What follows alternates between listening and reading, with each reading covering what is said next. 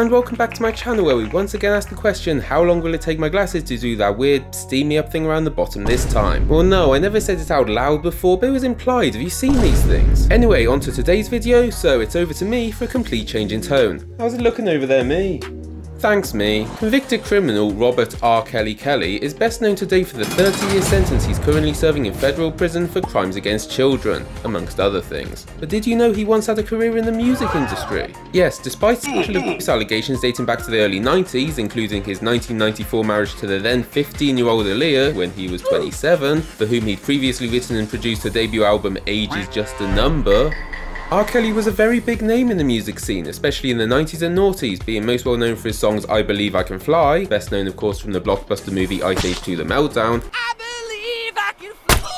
and Ignition Remix, a remix of the original Ignition which he wrote after the remix and which nobody remembers at all. But he also did a lot more work behind the scenes with his aforementioned production work, but also having writing credits for a lot of songs by a lot of artists, like Luther Vandross, Destiny's Child, Billy Ocean, Britney Spears, and perhaps most notably Michael Jackson's You Are Not Alone. Insert your own joke here. But despite being busy with that huge workload, he still found time to work on his own passion project, his strange musical soap opera known as Trapped in the Closet. Now how to describe this? Well, you know soap operas, right? You've got your English ones like Coronation Street, Emmerdale and EastEnders. You can't tell me what to do, you ain't my mother! Yes I am! Oh my god. Then you've got the American ones like Dallas and Dynasty and Dallas and Dynasty. Even the Aussies have a couple famous ones. Well, had. And who hasn't seen the odd telenovela? So basically that's the sort of energy R. Kelly was trying to replicate. The over-the-top constant relationship drama and action and controversy you can usually find in those shows, but with a hip-hop twist. Hence the term Hip-Hopera. Clever, right? And so, in late 2005 he released the first 12 chapters of Trapped in the Closet on DVD, having previously included the first 5 chapters at the end of his album TP3 Reloaded a few months prior, I guess as a sort of teaser. At some point they were also uploaded to the official R. Kelly Vivo channel, but I'm not entirely sure when and I can't go back and check because for some strange reason the channel doesn't exist anymore. I wonder why. Though that was never the best way to watch them anyway, since 4 of the earlier uploads straight up have their endings cut off, I assume due to pure incompetence. Cut to 2 years later, August 2007, and a second DVD was released containing chapters 13 to 22 and checking in at 48 minutes long, 5 minutes longer than chapters 1 to 12. This was quickly followed up by December's The Full Package, a collection of all 22 currently released chapters, a commentary remix. Yeah, we back at it. Damn right we back at it. I said we'd get back to it. Now we back at it. And a preview of the then upcoming chapter 23, the perfect Christmas gift for any young boy or girl. 5 whole years later, November 2012, we finally received the last 11 chapters, subtitled The Next Installment. Riveting stuff. So yeah, that's the whole release timeline spanning almost 7 whole years. And in this time I think it's pretty safe to say that lots of people, myself included, absolutely loved it. Reviews were remarkably positive, stemming from the I don't know what this is but I like it, all the way to just surprisingly pretentious. In turn, many pieces of media were quick to make their own parodies of it. Maybe even something you saw and didn't realise at the time, like, oh, is this meant to be a reference to something? The ones most familiar to me growing up were Weird Al's 2006 Trapped in the Drive-Thru. When he looks at me, and I look at him, and he looks at me, and I look at him, and he looks at me, and I look at him, and he says, I'm sorry, what did you want again? And American Dad's 2016 Trapped in the Locker. She's approaching the lock. They're done practicing soccer. She's opening the lock. Wish there was some way to block her. But there's way more notable ones too, like Mad TV's 2005 Trapped in the Cupboard. It's early in the morning, I'm just waking up. I got a rumble in my belly, I am R. Kelly. My voice calls out, hey baby, my woman comes in the scene. I think, ooh, damn girl, I wish you were 13. And South Park's 2005, well, Trapped in the Closet. Why won't you both just come out the closet? And they said, we're not coming out the closet, so you can just go away. Just to give you some idea of how influential this thing was around 2005. And I think that's about all I can really say about it going in, so I guess it's time to jump into this thing and see just how much of it I can show you before someone tries to slap me with a copyright claim. Can't wait. So without further ado, let's start with chapters 1 to 12.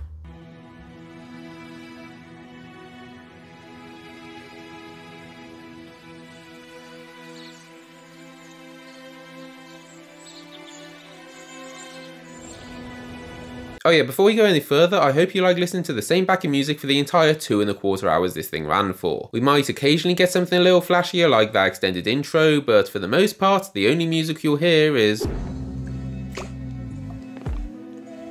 which get layered on with some more instruments and a few in the more dramatic scenes. Now, I don't know if that sounds boring to you, but honestly, I fucking love it. It's smooth and catchy as hell, the way it evolves with the drama gets you really hyped up, and the use of the same piece throughout just really connects it and makes it feel like one big story, even as it spans over half a decade of releases, and let's be fair, deteriorating writing quality. Like, who needs clever use of motifs when you can just loop the same like 10 seconds for over 2 hours?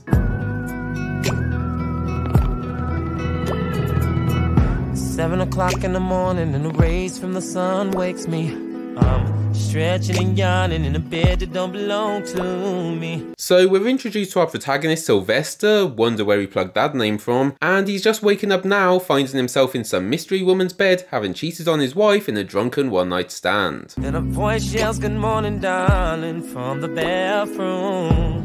Then she comes out and kisses me, and to my surprise, she ain't you. So just keep that in mind, it was a one-night stand, a total mistake with a woman he's never met before. Might be relevant later. Introducing Kathy, the second member of this transaction, who in turn has cheated on her husband Rufus. And honestly, I think you better start making a list to keep track of all the characters now, because they pile on pretty thick and fast. Searching for my car keys, trying to get on up out the door. So Sylvester wants to get out of there and back to his wife, who's probably wondering where he is. Unfortunately for him and Kathy, Rufus is back home and heading up the stairs, so there's only one thing for it. I said, why don't I just go out the window? Yes, except for one thing, we on the 5th floor. Shit, quick, put me in the closet. Okay, nice. Didn't take long for him to get trapped in the closet, which I assume is where he will remain for the next 2 hours. Then he walks in and yells, "I'm home." She says, "Honey, I'm in the room." He walks in there with a smile on his face, saying, "Honey, I've been missing you." So Rufus gets in, introducing Rufus. Kathy immediately seduces him and they start making sweet love, while Sylvester is stuck there just kind of awkwardly watching them. Man, what the is going on? Well, that's until Sylvester's phone starts ringing and sets Rufus off on a manhunt. He hopped up and said, "There's a mystery going on and I'm gonna solve it." And I'm like, "God, please don't let this man open this closet." So Rufus snoops around the apartment for a bit before finally approaching the closet. He looks at the closet. I pull out my Beretta. He opens the door and now Sylvester's already out of the closet again. Well, that's disappointing. Show called Trapped in the Closet and he's only trapped in the closet for 2 minutes. It's metaphorical! So obviously we have a little confrontation. Rufus is pissed about the cheating. He tells Sylvester he's a pastor, which I'm not quite sure if that's meant to be a threat. I said, "Well, good, that's better, right? Why can't we handle this Christian life?" You think R. Kelly and the Catholic Church would have a lot in common. But then Rufus is like, "Screw it, you've been cheating on me. Surprise, I've been cheating on you too." And I'm like, "Who is this mystery lady that you're talking to?" He says, "In time you both will know the shocking truth." And now his mystery lover is also coming upstairs. He opens the door. I can't believe it's a man. Introducing Chuck. My name is Chuck, and I've been knowing Rufus about a year. So yep, Rufus comes out as bi, and of course Kathy pulls the classic "I can't believe you cheated on me with a man of all people" thing. You've called me cheating, but this is a little extreme. Which I'd say was a product of the times, but let's be real, there's still a bunch of people who actually think that way. I yell, "All of y'all ass crazy, let me up out this door, because this is way more than I bargained for." Sylvester starts to leave again until Kathy's like, "Don't you want to know the tea about these two gay guys?" And you know, that totally convinces him to stick around. But wouldn't you like to know just how it all began? Then I thought to myself and said, "Quick, you got 3 minutes. Then of course there's more arguing, which I mean, this is a soap opera, that's kind of all that ever happens in those things. She says, "But she's a he." Then he said, "Please, you can't judge me." She says, "Rufus, this is crazy." Then I said, "Stop arguing. We get more context about how Sylvester and Kathy definitely didn't know each other before last night. And then she screams, Rufus, you son of a bitch. And he says, Kathy, go to hell. I said, I thought your name was Mary. It's what you said at the party. So again, just keep that in mind for later. And now for a little segment I'm calling Sylvester is a psychopath and should definitely not have a gun. Please dear God, someone get that gun away from him. I pull out my Beretta. Then I said, I'ma shoot you both if you don't say what's on your mind. I says, I'm gonna count to 4. 1. He says, Mr. Wade. 2. She says, please don't shoot. 3. He says, don't shoot me. 4. She screams. Man, this is getting scary. I'm gonna shoot somebody. Then I shoot one in the air. Then I say, not another one of you sons of bitches say a word. Cause all of this shit I'm going through is unheard. And all of that is in the first 3 chapters in the first 10 minutes. So Sylvester's had enough for reals this time. He's about to leave. He's just gonna call his wife first to tell her not to worry. Grab my cellular, saying this is so wrong. Call up my home, and a man picks up the phone. Not sure why he had to make the call from right there in the apartment. Best guess they didn't have any outside set they could use. So he runs off, leaving the other 3 pretty much just traumatized on the floor before speeding home through all the stock video backgrounds he could get hold of. And he's eventually pulled over by a policeman introducing Officer James. Looked up at him and said, Officer, is there something wrong? He said, no, except you're doing 60 in the 40 mile zone. And he's played by actual famous actor Michael K. Williams. R.I.P. So yes, obviously we're going to see more of him later on, and yes, he's been cheating on his wife too, but we'll get to that later. For now, he just gives Sylvester a speeding ticket and sends him on his way again. Said, have a nice day and walked away.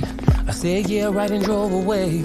And then I turned my radio on and did 55 all the way home. So Sylvester gets back home and confronts his wife, introducing Gwendolyn, and she's got a surprisingly legit explanation for what happened. I'm like, woman, I called this house and a man picked up my phone. And she says, calm down, did you forget my brother Twan came home? Oh. So then they immediately start making sweet love with just like a little too much detail. And then she looked at me and said, baby, go deeper, please.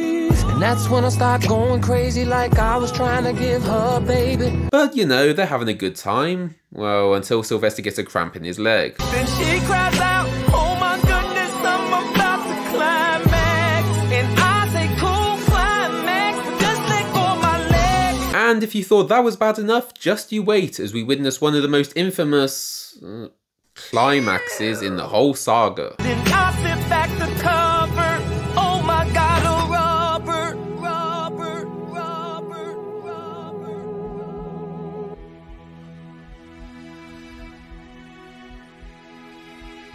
And with that, we enter chapter 5, and with that, the one chapter where for some reason he starts censoring all of the swearing, something he never did before this and never does again after. And what does he use as the censor? The usual high-pitched course not. It's just himself going boop. And now I'm like, well, what the f is this? A condom in my bed, you better start talking, bitch. Before I take a match and burn this motherfucker down, I said you better start talking and start talking right goddamn now. So now we get a rehash of Rufus earlier, and yeah, you're gonna get used to that. Then I looked in her eyes, and in her eyes there was so much fear. Pull out my gun, said, is he still here? God damn it, Sylvester. Gwen reveals that the guy already left, and then turns the tables on Sylvester, saying that she was at the same club with her mystery man and saw him leave with Kathy. I said, I thought you was with your girls. She said, I thought you was with your guys. She said, you was at that bitch's house, and don't you even try to act surprised. So a little more squabbling ends up with Kathy doing just a massive exposition dump, which even to this day I still don't really understand at all. So I'm not going to even try and explain it, I'm just going to see if I can show you the whole clip. She says, okay, wipes her nose and then asks me about a girl named Tina. I thought to myself, said it sound familiar, then said I probably know her if I seen her. Then I said, anyway girl, what the hell is that got to do with this man? She said he know my girl Roxanne. I said, who the hell is Roxanne? Then she say Roxanne's a friend of mine who knew this guy named Chuck. Chuck's cool with this guy named Rufus, and I'm sitting there like, what the fuck? Then she says, Rufus, wife Kathy, we policeman that stopped you. Yep, if you didn't catch that, she name dropped every other character introduced so far, including 2 girls we haven't even met yet. Turns out the guy she's seeing was Officer James all along, and she was introduced to him by Kathy, who she's old friends with, but apparently didn't recognise when she was at the bar with Sylvester. Suspicious. So anyway, after that confrontation, they naturally just start laughing about everything that's happened, as Sylvester fills her in on the events of the last few chapters, but without pointing out that involved pretty much all of the people she just told him about. For some reason. I got a hangover, been trapped in the closet, slept with who knows, threatened to kill a pastor. She says, what? Baby, this is no lie. He had a lover, turns out to be a gay guy. She says, damn, you've been through a lot of shit, plus I got a ticket. Also, he only just tells her now about getting a ticket, but doesn't question how she already knew about it. Is it a plot hole, or did James just call her like, just pulled over your husband, lol, anyway, see you later for more making sweet love. On the subject of Officer James, he's turned around now and headed back to the house. I guess he must be fully aware of Sylvester's psychopathic tendencies, and he gets back just in time to misunderstand the whole situation. She yells out, Sylvester, you're killing me. Said I swear that it went that way. Then next thing you know, he bust up in a room and said, motherfucker, freeze. So he barges in, guns blazing, and he's like, oh, come on, Gwen, let me kill him, please. Gwendolyn, I got this. I know you're sick and tired of this fool. Him and Sylvester tussle over the gun for a bit, and then the inevitable happens. Hopped all over him, grabbed the gun, she's screaming, settle down. Going all around the room, both hands on the gun, then all of a sudden, pow.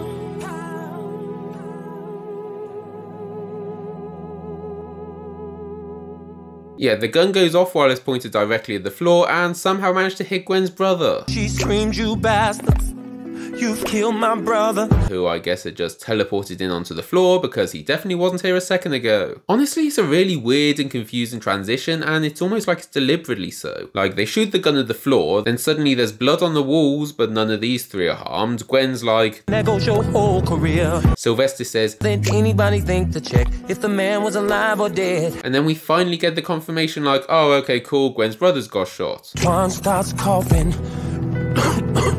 Introducing Twan. He's fine. I'm not gonna die, at least not today. Well, physically anyway. Mentally, he's an idiot. So they get him all cleaned up and fill him in too. Shit, man, I would have been better off in prison. Before there's a knock at the door. And now somebody's banging at the door, and I'm like, oh no, here we go again. And Sylvester being Sylvester answers it with his gun. Now that's what I'm talking about, Sylvester, point that shit toward the door. Then he snatches the policeman's gun and said, officer, arrest me later. And introducing our weirdest character so far. It's Rose the nosy neighbor. You with a spatula in her hand. Like that's gonna do something against them guns. Yep. So far. It's Rosie the nosy neighbor. So that's the end of that bit of drama, and James heads back to his wife, introducing Bridget, who has a southern accent for the sole reason that I guess R. Kelly wanted to do a southern girl voice. Are you okay? Yes. Do you need anything? No. Well, I baked you a pie, your favorite cherry. And he gets home to find her acting real suspicious. What you all jittery for? Then she says, sweetheart, maybe it's that time of the month. Then he says, maybe that time of the month. Do you think you can work out why? Woman, I swear I'ma shoot somebody if you've been doing wrong. But little does he know that somebody is still right there in his home. Introducing R. Kelly as the narrator. That's right, it's no longer Sylvester narrating the whole story, but this other totally separate, impartial and omnipresent guy instead. Except when it is Sylvester. It changes. So anyway, yep, we get the same plot point of James searching the place for the 3rd time in half an hour, but this time with some added detective work. Then he notices the pie on the counter, one slice is missing. Now the story's getting scary, cause he comes to realize that Bridget is allergic to cherries. And this all culminates in what will forever be, for me, the most iconic scene in this whole work of art. And then he says, move, she says no, he says move, she says no, bitch move, she moves. And then he looks at the cabinet, he walks to the cabinet, get close to the cabinet. Now he's opening the cabinet. Now pause the movie, cause what I'm about to say to y'all is so damn twisted. Not only is there a man in his cabinet, but the man is a midget. Midget.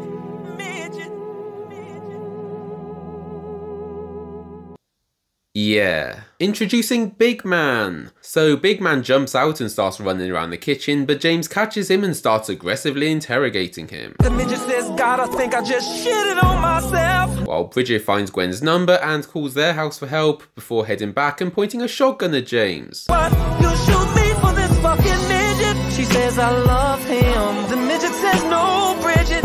And then James points his gun, says we all gonna die up in this kitchen. Sylvester and Twan get there just in time to break it up and confirm that yes, Big Man did indeed shit it on himself. Twan and Sylvester are sniffing around, trying to figure out what's that smell, as they turn and look at each other like, what the hell?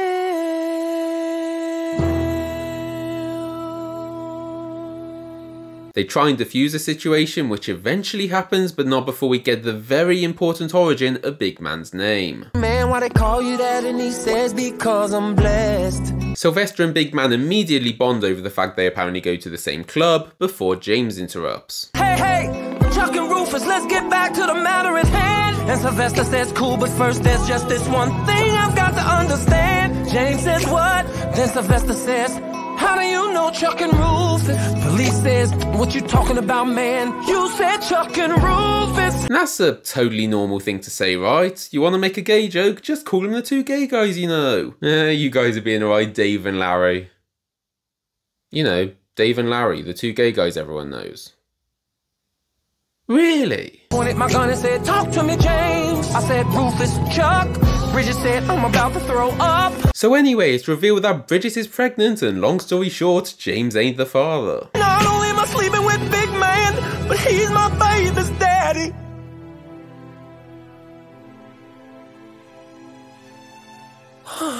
Ooh, the midget thinks again. Back in Kathy's apartment, the three of them are still arguing, while the narrator's basically just fading in and out of existence.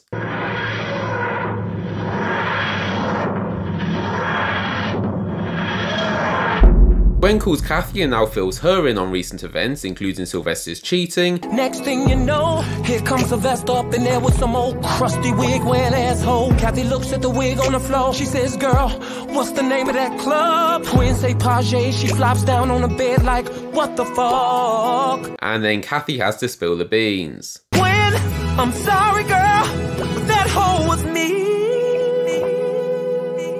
I don't know, I guess she just never met Sylvester before?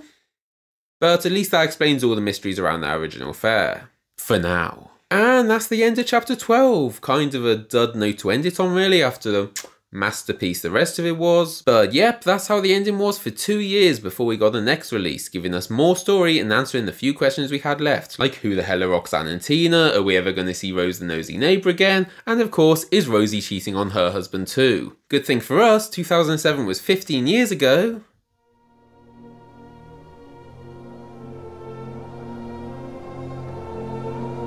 So we can just jump straight back into the action now. So 1/3 of the way into the story, back in with chapter 13. Honestly, I don't know how any of the production of this worked, if he wrote and filmed the first batch and then wrote and filmed the next batch, or if he had an overarching story written way in advance and then filmed in bulk. Honestly, most of the time it feels like he's just making this up as he goes along. What I'm saying is, I don't know how much real world time has passed between the filming of chapter 12 and chapter 13, but in Sylvester time we pick up immediately after chapter 12. Also just letting you know that there's no more affairs from here on. That's so 2005. I mean, let's be real, the same story 3 times in the first part was probably more than enough. So we can expect more varied storytelling from here on, right? Sure. No, honestly, it kinda turns to shit from here on. Sylvester and Twan gets in the car. Sylvester says, man, first of all, straighten your hat. So we join Sylvester and Twan driving off from James's house. Not too much happens here, but we start getting a little more context about the mystery ladies mentioned earlier. Misdemeanor, my ass, you did 3 years. If that was because of Roxanne and that bitch Tina. According to Twan, they're the ones responsible for him ending up in prison 3 years ago. And just to quickly show us how dumb Twan is, which is a running theme going forward, he tries lighting up while Sylvester's driving in broad daylight, which he is less than pleased about. Are you crazier than a fish with titties if you think I'ma let you smoke that shit up in my car? And now time to introduce yet another new character. This time it's Rosie's husband Randolph, who's arguing with Rosie over her being nosy with the neighbours again. Rosie says I can look out my goddamn window whenever I want. Randolph say, yeah, well what you looking at? What you looking at? And yes, Randolph is also played by R. Kelly, who I guess at this point is just using this thing as an excuse to act out his fantasy of being southern white girls or fat old men. Anyway, Rosie and Randolph don't really have anything to do with any of the story going forward, he just interjects with them every so often as a sort of comic relief. I guess not realising that his writing makes pretty much every character the comic relief. I hope a pigeon fly by here and shit on your face. Oh Lord, forgive me for what I said. We rejoin Sylvester and Twan, who've now apparently been driving long enough for it to have got dark. Turns out Sylvester's got some business to conduct, and if you couldn't guess based on everything you've seen so far, it's not exactly legitimate business. Well, I'm about to see if I can get this bitch to talk to me. We made a deal and she owed me some money. So Sylvester heads inside to meet this lady while he leaves Twan in the car in case he needs a quick getaway. Inside, we find out this lady he's meeting is none other than Kathy, disguised in another wig. Now I'm going to ask you to cast your minds way back to the very start of chapter 1. I'm sure you can see where I'm going with this. To my surprise, she ain't you. Now I've got this dumb look on my face, like what have I done? Yep, well, just throw that all out again now, it's not canon anymore, I guess. Nope, apparently they'd planned the whole thing out in advance. Now we made a deal, the plan was for me to come home with you. Girl, I did my part. She'd paid Sylvester to get caught by Rufus in bed with her because she knew he was cheating, and I guess she wanted a way out of the relationship?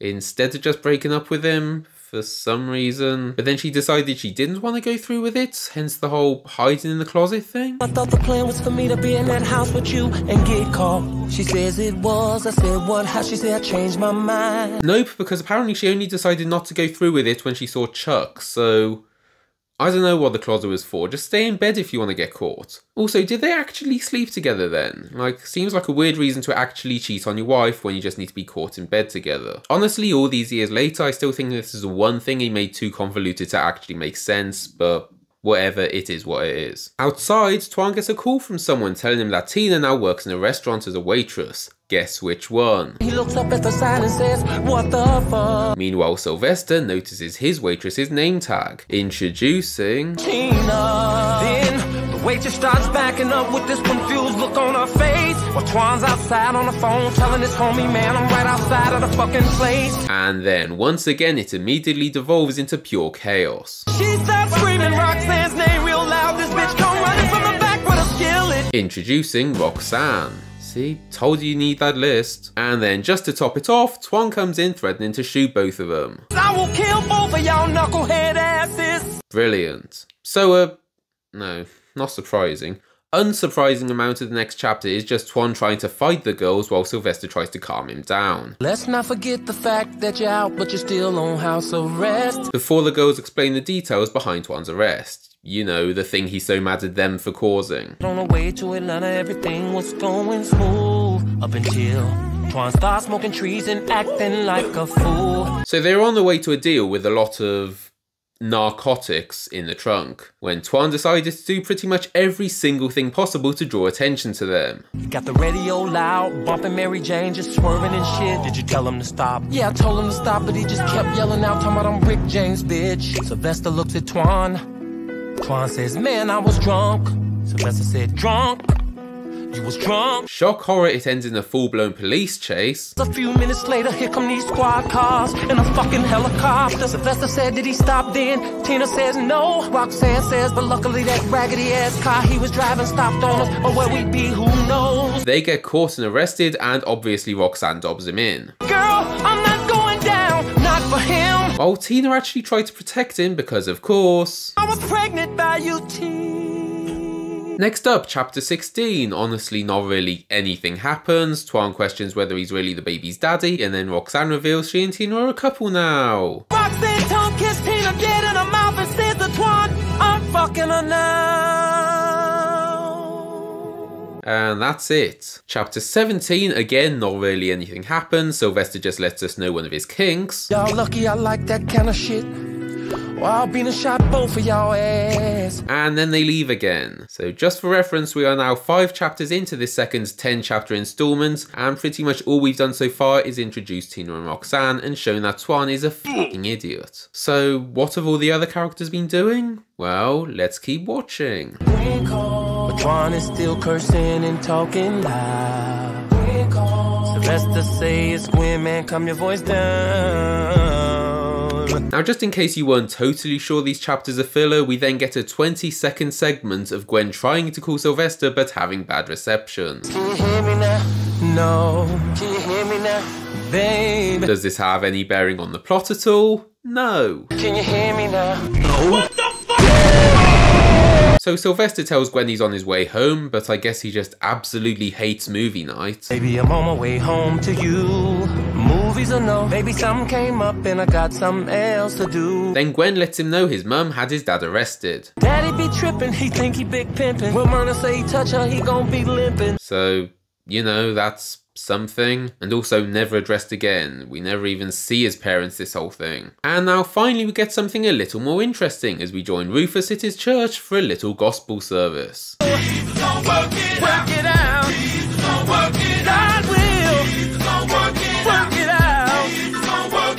Also introducing Reverend Mosley James Evans. Yes, that's right, it's the second James, so let's just call him Reverend Mosley. And yes, he is once again played by R. Kelly. Didn't he work it out? Didn't he work it out? Didn't he work it out? Well, no wonder the first half of this part was so slow. He blew the whole budget on his choir. But I love me some good gospel, so I ain't complaining. Pimp Lucius, come on. Also introducing Pimp Lucius. Yes, also played by R. Kelly. We'll get to him later. So, you nice and happy and energized from that service? Good, time to get fucking depressing now then. So Rufus goes backstage to take a call from Chuck, who's really upset because Rufus is ignoring him now and trying again with Kathy. How we told each other I love you. You told me I was your dream come true. And now you're throwing your wife in my face. Wasn't saying that shit when I was fucking you. Kathy comes in and hears Chuck on the phone. Rufus, I need you. And storms out again. And then... Rufus says, let me come see you. Chuck says no. Rufus says why? Cause I'm in the hospital.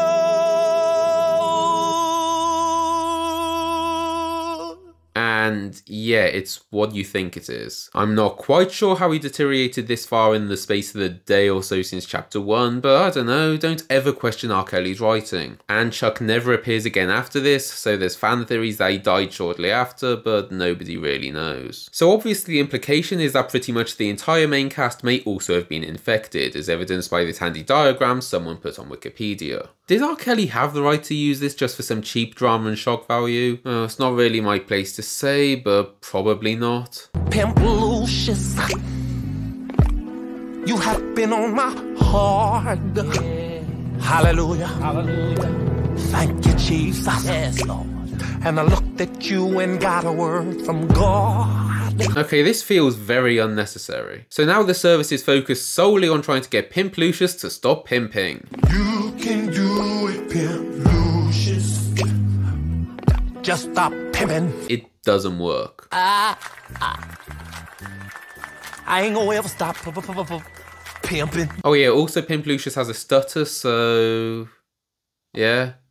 Inclusive, I guess. Anyway, the whole next chapter is just Randolph telling Rosie about what just happened last chapter. He got the package, Rosie. He got the package. Secret sweet bridges. He done got the package. Because turns out he was hiding in a closet in the room. I can't talk to you about that right now, Sister Marie. I got a phone call. She think. And that's when I got my old ass in that closet. Now quick, cousin. So yeah, that's all that happens, padded with about 90% filler. Like, we basically just see him give an in-detail account of the whole last chapter with Rufus. He said, Rufus, I miss you. And I couldn't believe my ears when he said, I miss you too. So, you know, that's fun and definitely worth the time. Sylvester goes home cause he had to change into something more comfortable like another suit. Now we rejoin Sylvester and Twan as Sylvester goes to do some more business, this time with the Mafia. Because of course. How you doing, Sylvester? What up, Joey? Don't say my name. Introducing Joe. And he's eating a bunch of spaghetti, you know, because he's Italian. I'm not saying bada bing bada boom for the third video in a row. Remember when this story was about affairs? Anyway, the deal doesn't start great because Joey and his goons don't trust Twan, and Twan keeps acting like Twan. LL Fool J sitting here. I don't like him. T. Joey. Sylvester, I'm not about to sit here and take this shit from the blob father. Now watch your mouth, you fucking mooly. Anyway, Twan gets sent outside while they make a deal inside. Thursday, 12 o'clock, midnight, a train comes in from Indiana. We don't get to hear too much of the plan, but it sounds like some sort of train heist which could make them both a lot of money. Joey, I'm telling you, you could own a whole pasta factory. And then suddenly Sylvester and Twan pull their guns on Joey and his goons and try robbing the place. What is this, a joke? He pulls a gun out and says yes, but I'm the only one laughing. Nigga, don't get your ass moved. Twan's straining and looking at his watch cause he know his time is up. He breaks the table, takes the gun and pointed at the guards and says, what? Sylvester says, guns on the floor. Then Twan says, guns on the floor. Then Sylvester says, safe, open it up. Twan says, shut them punk ass dogs up. Sylvester says, get on the floor. Joey, don't make me have to ask you again. Open up the motherfucking safe. Joey says, forget about it. Twan says, I'm about to shoot me a motherfucker today. Except no, they didn't because Twan was dreaming. I'ma shoot me a motherfucker today. I'ma shoot me a motherfucker today. What? Wake your ass up! And that's the end of that. The deal went fine, and we never hear about the heist ever again. And now the rumor. So the final chapter of this part is a weird one. It's just all of the characters connected to Chuck and Rufus through the web of affairs now talking to each other about how they might have been infected. When yesterday you said we were through, yeah we are, but I think there is something that I ought to tell you. Yeah, what is that? Rufus, your husband, the package. Overheard that he got the package. If we look at the graph again, it'll give you a better idea. Plus Wikipedia also has a second graph showing possible packages. Hello, big man. Bridget, is that you? Yes. And I've got something to tell you. The package. The package. The package. The package. So yeah, big deal right now, big cliffhanger. Sure hope they don't forget about it in the final part. And that's the end of the second bunch of chapters. Was it as good as the first part? Definitely not. Like pretty much every chapter of the original was iconic and memorable, whereas here it was kind of just random or filler. But there was the occasional few good bits. I guess you can see it as a bit of world building in terms of introducing new characters and giving people like Twan more backstory, even though the first part handled that stuff way better too. Especially when you consider how it dropped a lot of the original cast for most of it. Like all we saw of James, Bridget and Big Man for that entire part was that one phone call at the end, which was pretty naff. So hopefully we see more of them soon. Okay, so on to the final part, released 5 whole years after that last one. That's way longer than the 2 years between the other releases, so has he been able to spend that time writing better story again? Well, let's see. But let me just say quick, do you remember Twan's baby from earlier? Because this show sure as hell don't, it's pretty much never referenced again.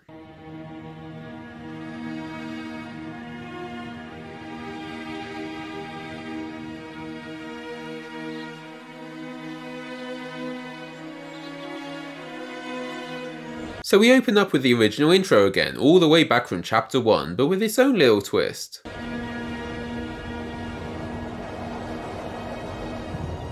Which honestly I really dig, like it immediately makes it feel connected to the original chapters, in my opinion already way more than the entire second part did. Well, if this hasn't taught you nothing else, has taught you that everybody's got a closet and their own problems that need solving. Deep. Could this be another case? Well, what goes around comes back around, and what goes up must come. Well, y'all heard the saying, y'all get the point. Let me get back to the story, cause these next chapters of Trapped in the Closet is gonna be so crazy. So we're back with the narrator again, who now has his own fancy office and big book containing the whole story. Sylvester and Gwen chilling in the bed watching TV, no drama. like that's ever gonna happen. He explains how life's kind of calmed down to how it was before. Sylvester and Gwen are chilling at home together, Kathy and Rufus are out shopping together, even the stuff between James, Bridget and Big Man has relaxed a bit. So yeah, nice and peaceful. Until everyone starts getting mysterious phone calls. You shitting me?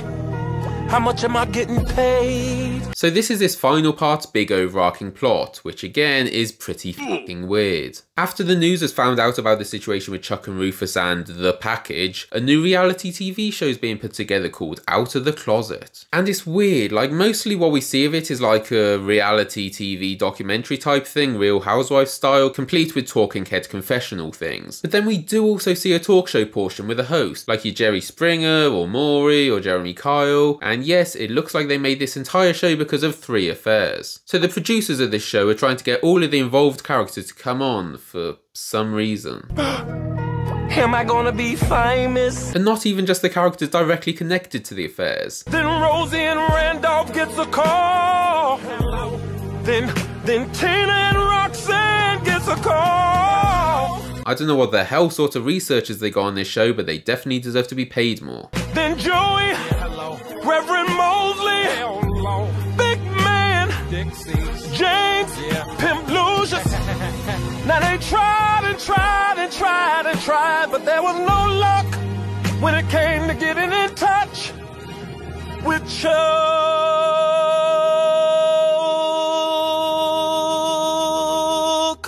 Where are you, Chuck? Also, again, that is the last we see of James, Bridges and Big Man, which is absolutely criminal because they were the best part of this whole story. Damn!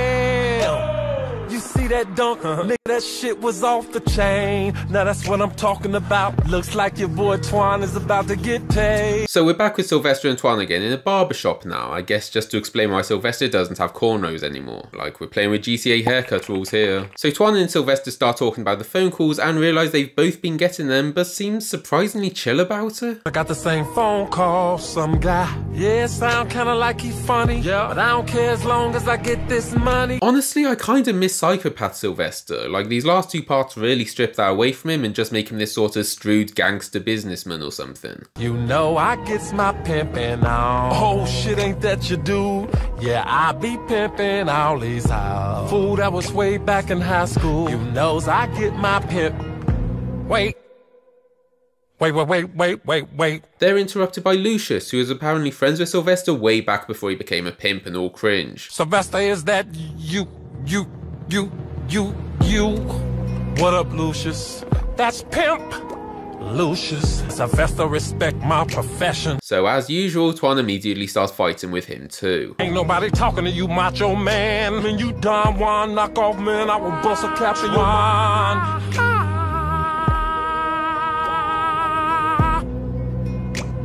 You don't want none of this, motherfucker. So for the 100th time, Sylvester is like, dude, can you please fucking stop trying to get sent back to jail, thank you. Also, yes, that one is blind because that's funny, I guess. Okay, yeah, it is pretty funny, but I don't like laughing at it. Anyway, turns out money isn't so good for Lucius lately, so he asks Sylvester for a loan, and Sylvester's like, no, just crash with your parents for a bit. And he's backed up by, well, not who you'd expect. That's your mother and father. Man, I think you should give them a call. What? What was that? Introducing God, I guess. So we get on to the first of the Out of the Closet confessionals, and really I'm not going to spend much time on these because there's really not much in them actually worth saying. This first one's basically just Kathy saying Rufus should do better and be a good husband. He's gonna have to make a choice. Now it's me or whatever the hell he is, or damn it, I want a divorce. Also, yeah, it's weird, like they keep talking about Chuck as if he's still alive, but nobody hears anything from him, so I really don't know. Surely someone would know if he died, right? Rufus, Kathy, how you doing? Come on in, have a seat. Anyway, next scene we join Kathy and Rufus at couples counselling, introducing Dr. William T. Perry, and yes, he's also R. Kelly because apparently he's the only actor that exists anymore. I gotta admit, I love the set design though, especially this photo of him meeting Bill Clinton. At least Monaco's legal, right? So this session goes exactly how you'd expect it to go. Rufus, do you love him? Help me, Lord! And concluding with... Guess what, Rufus? I still love that man. Causing Kathy to storm out again as the doctor follows to try and calm her down. And what do you know? I know you're pressing the elevator. Yeah, and we on the first floor. Well, I'll just take the stairs. That would be the basement. While this is happening, Rufus is inside still shouting to God for help. Help!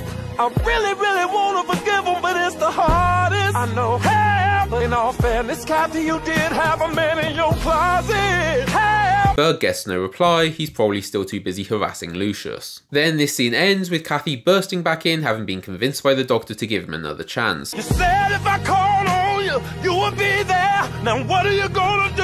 This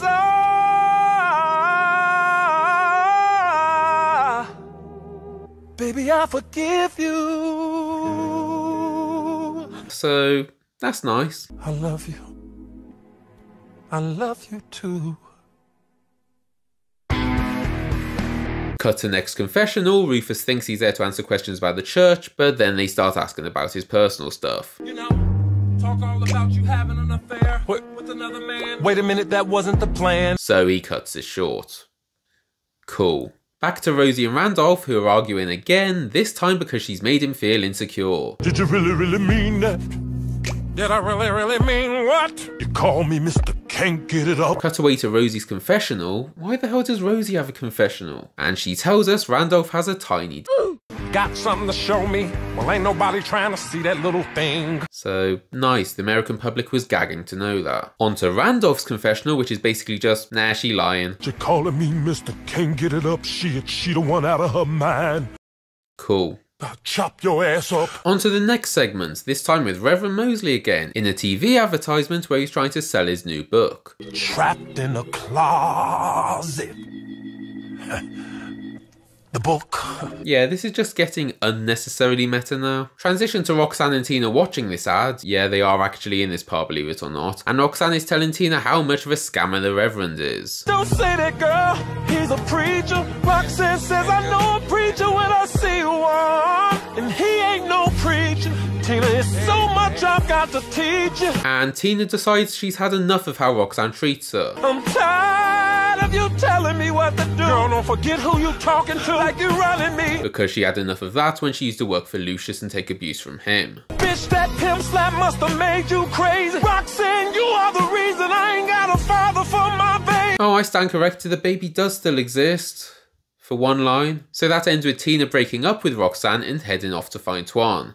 You know, the way more reasonable option. But not before Roxanne and Tina both go to do confessionals bitching about each other. Yeah, I slept with Roxanne a couple of times, and I gotta admit it was cool. I needed a job and a place to live, but I'm tired of playing by fucking rules. Twan, she crazy, she thinks she leaving me for his gorilla body having ass. Why are these guys on the show too? I don't get it. It's like if you even just served Sylvester a hot dog one time, you'd probably get asked on.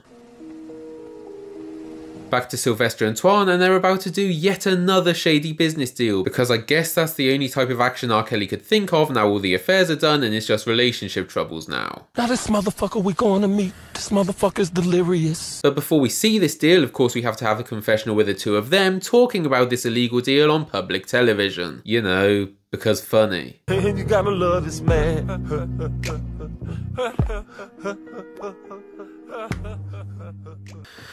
Almost to the end now. Would you shut up?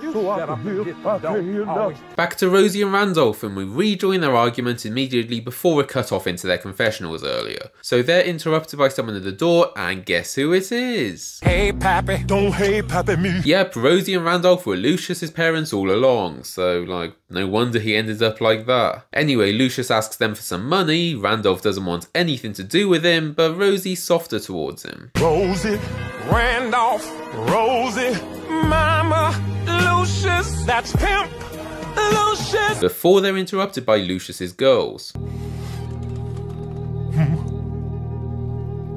Well, kiss me, Jesus. Well, who is it? It's in vogue. with a new lead single. So he goes to tell them off, and that's the end of that before we cut to his confessional, which for some reason he dragged the girls to too, just so he can moan about daddy being mean to him. Now what kind of father would put his son out on the streets? Call me a pimper thug, I'm still his blood. How could he do this to me? Would anyone actually watch this show? What am I saying, people who watch anything? So we rejoin Sylvester and Twan at some shady club for the deal. Dude, I'm just here to see Bino. Introducing, yet again played by R. Kelly, my man Bino. So the deal goes less than perfect. Shit ain't funny. You think I'm a dummy. I know you're doing deals with the Italians. And then Bino just fucking dies.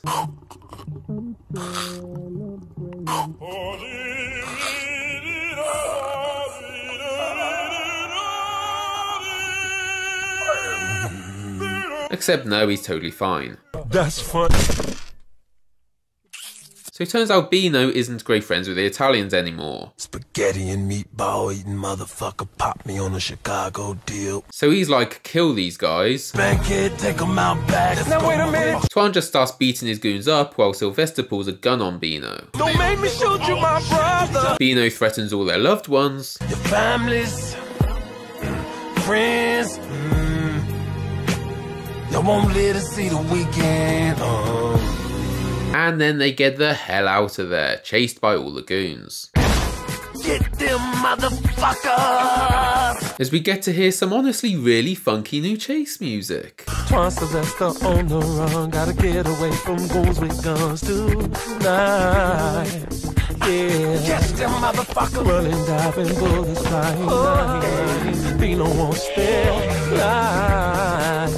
Oh, I run, I dodge, I duck, speed up. But then something heartbreaking happens.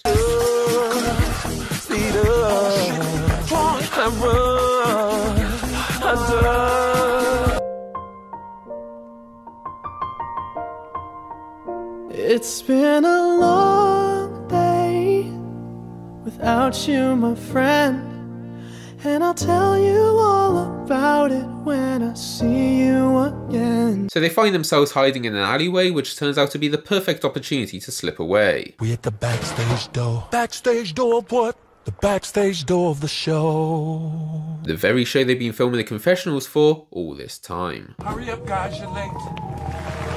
Ladies and gentlemen, welcome to the Out of the Closet show. Right now give it up for your host, Larry.